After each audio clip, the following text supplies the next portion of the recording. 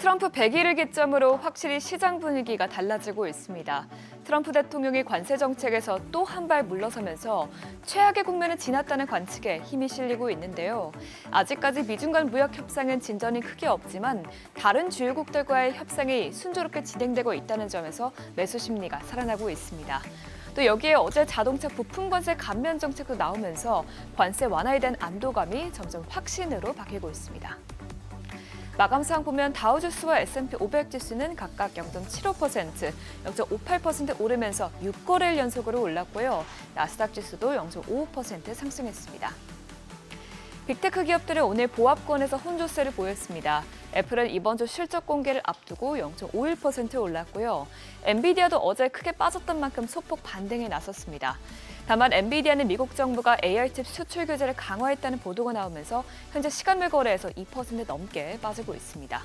이런 가운데 아마존 주가는 오늘 롤러코스터를 탔습니다. 장 초반 아마존이 제품 가격 옆에 관세 비용을 표기하는 방안을 검토했다는 소식에 약세를 보였지만 트럼프 대통령의 불만에 이 같은 방안을 철회하겠다고 밝히면서 오늘 약보합에서 마감했습니다.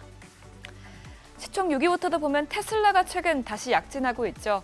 트럼프 대통령이 외국산 자동차에 매겨지는 관세의 영향을 완화하는 조치를 할 것으로 보이면서 오늘 2% 넘게 뛰어 올랐고요. 나머지 기업들은 등락이 엇갈렸습니다. 그러면 오늘 나온 관세 소식도 살펴보면 오늘 러트닉 장관의 발언이 나온 후 시장은 본격적으로 상승하기 시작했습니다. 하워드 러트닉 장관은 간밤 CNBC와의 인터뷰에서 트럼프 행정부가 첫 번째 무역 합의에 도달했다고 암시하면서 주요국과의 협상이 원활하게 이뤄지고 있다는 것을 시사했는데요.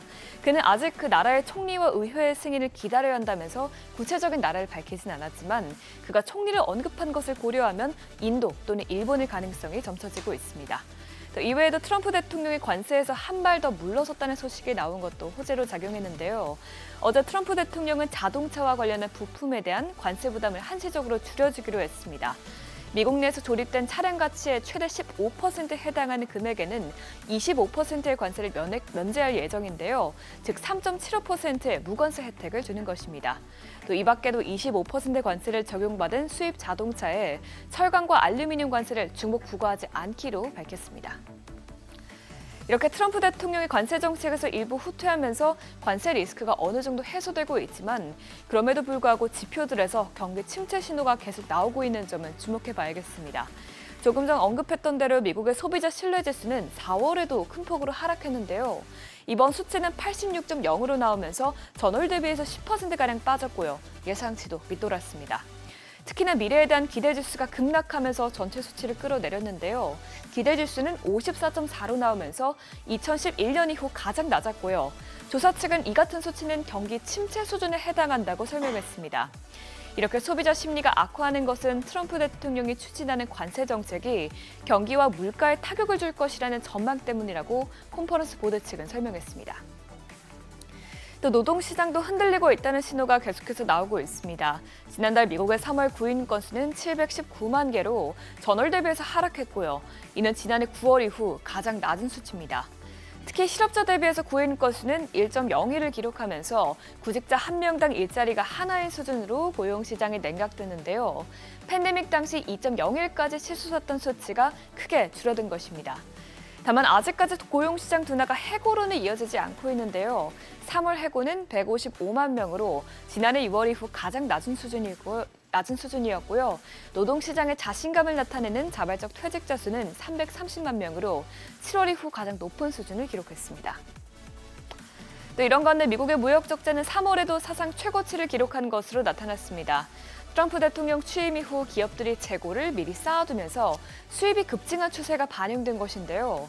3월 수입은 전월 대비 5% 늘어나면서 2024년 12월 이후 4개월 연속으로 증가세를 이어갔고요.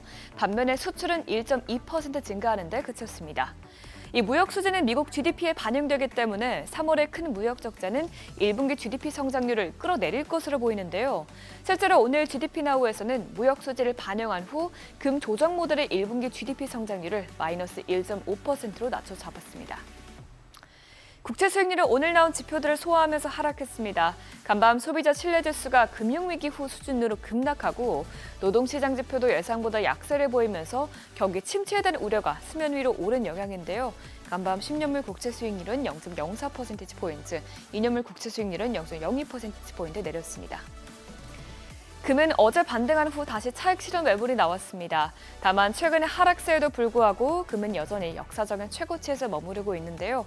간밤 골드만삭스에서는 올해 말 금값이 3,700달러를 상회할 가능성이 높다고도 평가했습니다. 이런 가운데 유가는 오늘 급락했습니다. 오펙 플러스의 증산에 대한 우려가 계속되고 있는 와중에 최근에 나오는 지표들과 조사 결과들이 경기 둔화를 가리키고 있는 점이 유가의 부담으로 작용했는데요. WTI와 브렌트유는 모두 3% 가까이 빠지면서 2주 만에 최저치까지 떨어졌습니다. 굿모닝 마켓이었습니다.